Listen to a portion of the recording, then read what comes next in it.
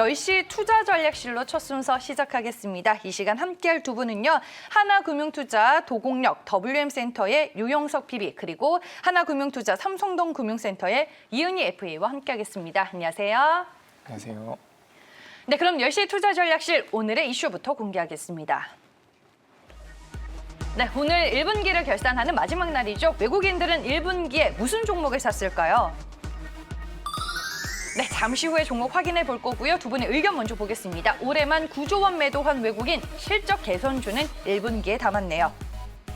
네, 다음은 이은희 FA의 의견입니다. 이익 개선, 외국인 수급이 변한다라고 오늘 한 줄 의견을 주셨습니다.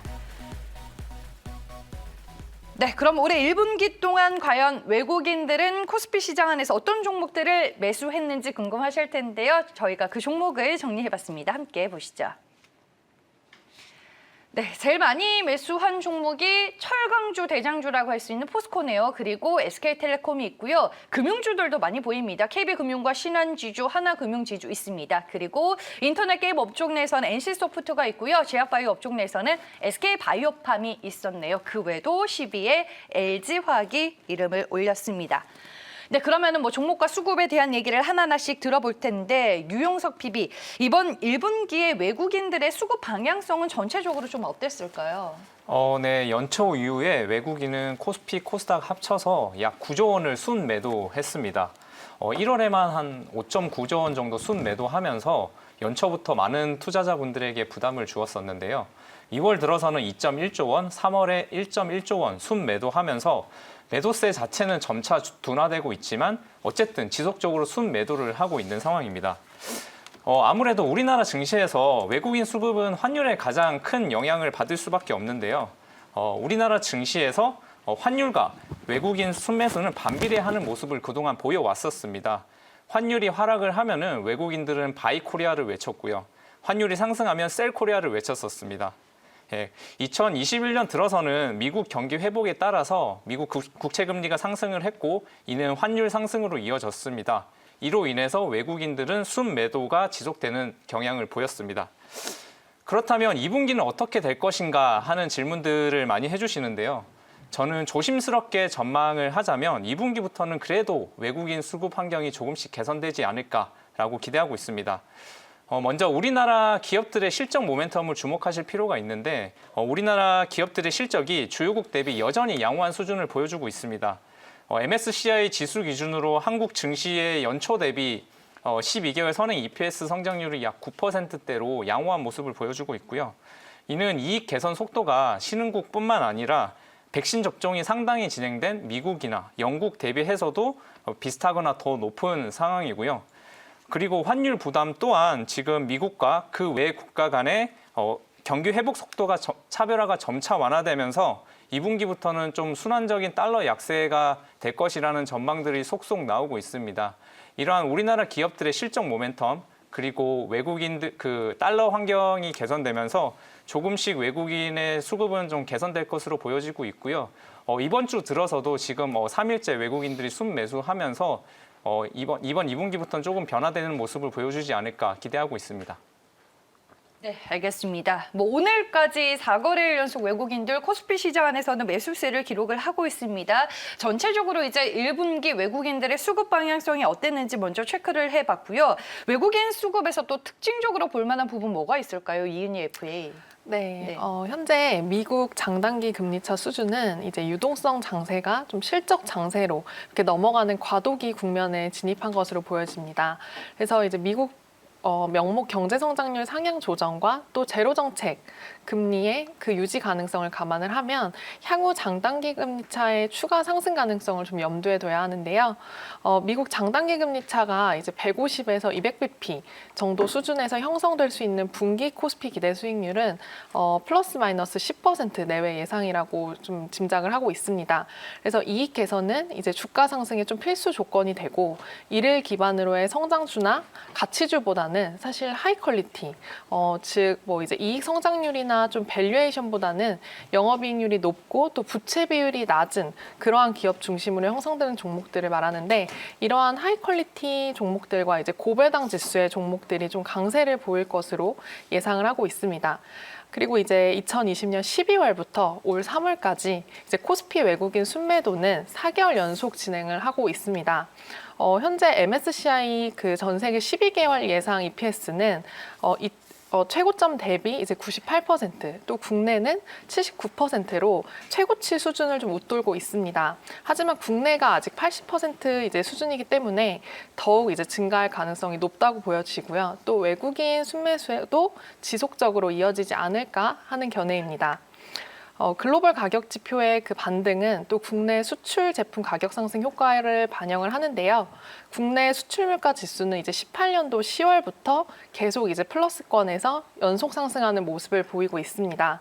그래서 이제 국내 수출 물가 지수와 또 코스피 마진 지표인 영업 이익률을 봤을 때도 또 유사한 흐름을 띠고 있는데, 결국 이제 국내 기업 이익 개선 컨센서스는 좀 글로벌 가격과 또 수출 제품 가격 상승을 함께 지속적으로 성장시키는 모습을 좀 보여지고 있다고 판단됩니다. 네, 알겠습니다. 이제 뭐 종목에 대한 자세한 얘기를 좀 들어봐야 될 것 같은데, 앞서 보셨다시피 1분기에 외국인들이 순매수한 종목 1위가 포스코였고, 금융주들도 3개나 들어가 있고 NC소프트와 카카오, 네이버, LG화학 등등이 있었습니다. 전체적으로 경기 민감주와 성장주를 좀 골고루 담았다라는 느낌을 저는 받는데 네. 어떤가요? 네, 뭐 네. 전체적으로 좀 골고루 담은 모습을 보였고요. 앞서 말씀드렸다시피 그 외국인들이 1분기에만 약 9조 원을 순매도를 했습니다. 그럼에도 불구하고 이 중에 몇몇 업종은 사들였는데요. 그중에 가장 큰 게 이제 금융업종인데, 금융업종을 약 2조 5천억이나 순매수하면서 가장 큰 관심을 보였고요. 두 번째가 서비스업을 한 약 1.7조 원 정도 사들였고, 그다음에 철강, 금속을 7천억 정도 사들였습니다. 지난해 코로나로 침체된 글로벌 경기가 올 초 백신 접종을 기점으로 해서 좀 회복 구간에 들어섰다는 것을 조금 반증하는 모습을 보여주고 있고요. 그래서 지금 뭐 미국 증시에서도 보시면은 작년에 미국 증시 랠리를 이끌었던 나스닥 기술주보다는 올해부터는 그 뭐 철강이라든가 서비스업, 금융업 이런 경기 민감 섹터 위주로 지금 시장을 주도를 하고 있습니다. 외국인들이 이 모습을 한국 증시에도 그대로 반영을 해서 경기 민감 업종 위주로 많이 담고 있기는 한데요. 그리고 좀 눈에 띄는 게 외국인들이 사들였던 업종들의 수익률이 시장 수익률을 좀 상회한다는 것입니다. 전체 11개 그 순매수 업종 중에 8개 업종이 코스피 지수 수익률인 5.8%를 상회하는 모습을 보여주고 있는데요. 순매수 업종 1위, 2위 종목인 금융업이나 서비스업이 약 6.8%, 10.1%로 시장을 아웃퍼폼했고요. 철강금속 업종 같은 경우에는 16.48%로 시장을 크게 이렇게 아웃퍼폼하는 모습을 보여주었습니다.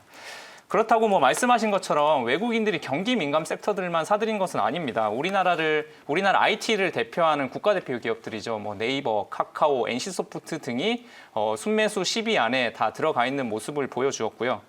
이들 성장주들은 사실 금리가 인상이 됨에 따라서 조금은 부담스러울 수도 있는 업종들이긴 하지만 작년 코로나 때 굉장히 큰 수혜를 받았고, 그 코로나 그 언택트 수혜들이 올해도 이어질 것으로 실적이 굉장히 개선될 것이라는 의견들이 굉장히 많은 상황입니다.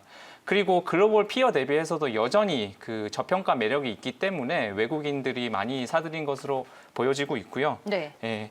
그리고 뭐 결론적으로 말씀드리면은 외국인들이 뭐 가치주냐, 성장주냐 이런 것들을 꼭 이분법적으로 봤다기보다는 지금 현재 상황에서 낮은 밸류에이션이라는 공통 분모에 베팅을 한 것으로 보여집니다.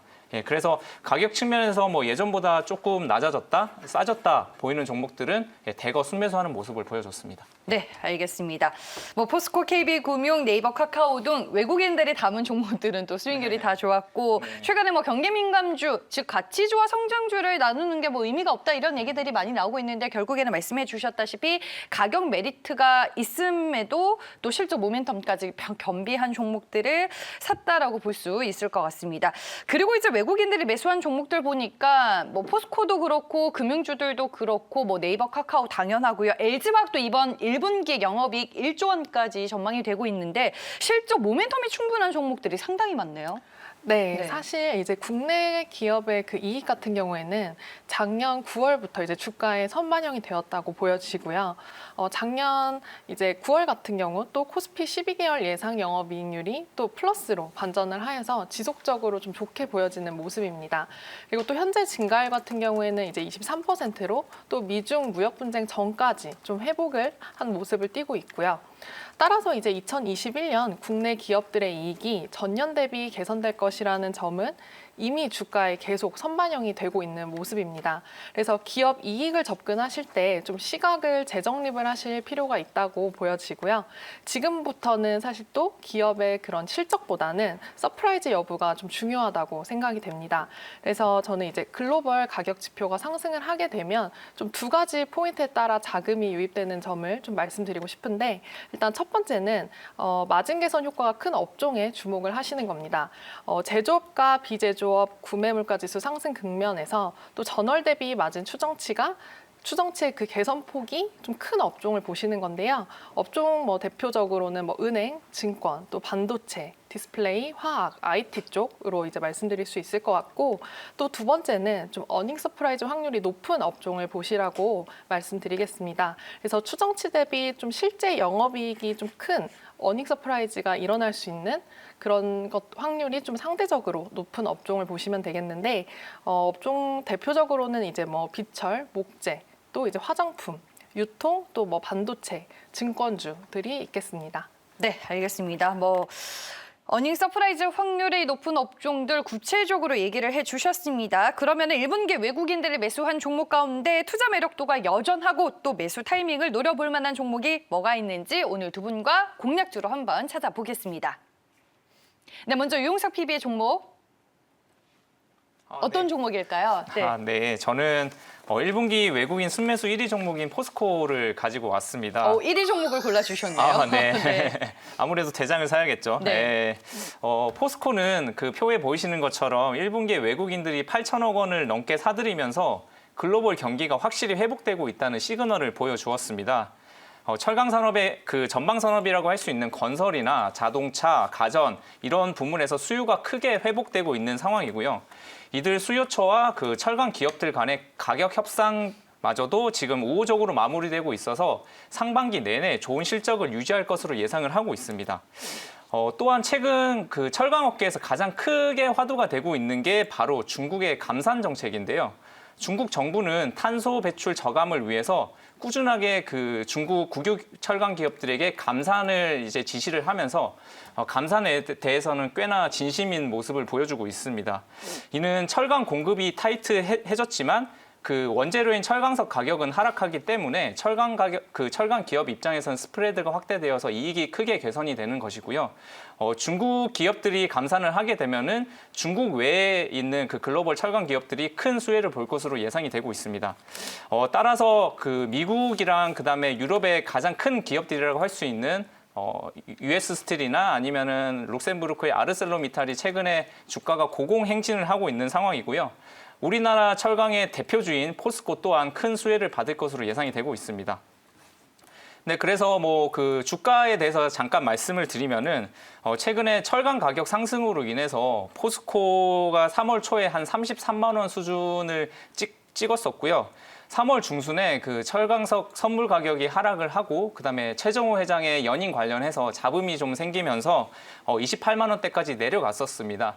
하지만 최근 다시 그 글로벌 경기 회복에 대한 기대감 그리고 US 스틸이나 아르셀로미탈의 그 철강 그 주가 상승으로 인해서 포스코 또한 다시 전고점을 뚫으려고 하고 있는 상황이고요. 저는 현재의 업황이라면 포스코가 전고점을 뚫고 다시 올라갈 것으로 기대를 하고 있습니다. 그래서 목표가는 36만 원으로 제시를 드리고요. 그다음에 손절가는 이전의 저점인 29만 원으로 말씀을 드리도록 하겠습니다. 네, 전고점 돌파를 전망해 주셨는데 최근에 가격이 조금 많이 올라서 네. 부담스러운 자리는 아닐까 해서. 네네네. 그렇기는 한데 사실 네. 어제만 하더라도 US 스틸이 거의 한 8% 정도 상승을 했거든요. 네. 이렇게 글로벌 업황 자체가 지금은 확실하게 돌아섰기 때문에 과거 밸류를 생각했을 때는 지금도 여전히 저평가 매력이 있다고 생각을 합니다. 네, 알겠습니다. 확실한 모멘텀이 있기 때문에 주가의 추가 상승을 노려볼 수 있다라고 말씀해 주시는 것 같고요. 뭐 이번 1분기에도 실적이 좋겠지만 2분기에도 포스코는 현재 호실적이 전망이 되고 있습니다. 네, 다음 이제 1분기 외국인들이 매수한 종목 가운데 이은희 FA가 골라준 종목은 어떤 종목인지 들어볼게요. 어떤 종목일까요? 네, 저는 순매수 2위 종목인 SK텔레콤을 말씀드릴 건데요. 네. 네, 코로나19 이후 이제 반등장에서 좀 약진하였던 성장주들은 실질금리 상승 가능성에 따라서 좀 변동성이 확대되는 모습을 띠고 있습니다. 그래서 저는 이러한 현재 구간에서 사실 배당주 투자 전략을 굉장히 추천드리는데요. 통상적으로 시장은 이제 9월에서 10월 좀 배당을 앞둔 그런 시기에 좀 배당주의 투자 적기로 인식을 하고 있습니다. 하지만 배당금을 받고 또 재투자가 이루어지는 4월 좀 배당주 수익률 그리고 또 외국인과 연기금에 관심이 가장 높기 때문에 이제 배당주인 또 SK텔레콤을 추천을 드릴 건데 SK텔레콤이 최근에 이제 분기 배당을 또 발표를 했습니다. 그래서 분기 배당 같은 경우에는 이제 배당주 투자자들에게 굉장히 매력적인 요소인데요. 그래서 또 분기 배당을 또 실시한 이제 국내 상장사들의 5가지 사례를 보게 되면 분기 배당을 시작한 한 해 평균 그 주가 수익률이 31%가량 좀 상승한 모습을 좀 보이고 있습니다. 그래서 이제 SK텔레콤 같은 경우에는 지난 2015년부터 중간 배당 1,000원, 또 기말 배당 9,000원 이렇게 총 1만 원의 배당 정책을 유지하고 있고요. 배당이 감소한 적은 또 단 한 차례도 없었습니다. 그래서 분기 배당을 도입을 한 것이 또 실적이 더욱 견고해졌다는 것을 의미하고 또 주주들에게 안정감을 제시를 한다는 점에서 큰 의미가 있다고 보여집니다. 또한 SK텔레콤은 또 머지않아 이제 인적 분할을 통해 또 지배구조 개편을 진행할 것으로 예상이 되는데 5월 중에 좀 구체적인 발표가 나올 것으로 보이고 연내 분할과 재상장을 좀 마무리할 것으로 전망이 됩니다. 지배구조 개편에 따라서 이제 SK텔레콤의 시가총액은 더 커질 것으로 예상이 되는데요. 통신산업이라는 이유로 이제 PER 10배에 갇혀 좀 인정을 받지 못했던 면이 보여요. 하지만 이제 자회사인 SK 브로드밴드, 또 이제 ADT 캡스, 또 웨이브, 또 11번가, 그리고 이제 티맵, 원스토어 등의 이런 가치가 좀 제대로 반영되는 시점이 머지않아 오지 않을까라는 생각이 들고요. 또 이제 마지막으로 말씀드릴 또 투자 포인트의 하나가 또 이베이 코리아 인수전에 이제 최종 참여한다는 발표가 나왔고 이제 이러한 업체들이 또 신세계, 또 이마트, 롯데와 이렇게 함께 이베이 코리아에 대한 실사를 또 거치고 또 상반기 중으로 이제 본 입찰 참여 여부를 밝힌다고 하니까 이러한 또 전반적인 부분에서 현재 SK텔레콤의 주가가 굉장히 저평가되어 있다고 보여지고요. 저는 이제 목표가는 34만 원, 그리고 또 손절가는 23만 원으로 말씀드리겠습니다. 네, 알겠습니다. SK텔레콤 얘기를 해주셨습니다. 배당 매력과 더불어서 최근에 주총에서 나온 얘기들 등등 모멘텀에 대해서 얘기를 해주셨는데 주가 한번 슈팅이 나온 이후로 좀 조정을 받다가 오늘 견조한 주가 상승세가 이어지고 있습니다. 목표 주가는 34만 원, 손절 가격 23만 원으로 제시를 해주셨고요. 국내 상장사들의 이익 증가 추세가 결국에는 배당주들의 매력을 높이는 하나의 요인이 될 수도 있을 텐데 SK텔레콤 하나금융투자에서 최근에 배당 매력이 큰 배당주 18개를 제시했는데 그중에 또 들어갑니다. 여러분들 이런 내용들까지 잘 참고를 해보시길 바라겠습니다. 10시 투자전략실 오늘은 유용석 PB와 이은희 FA와 함께했습니다. 고맙습니다.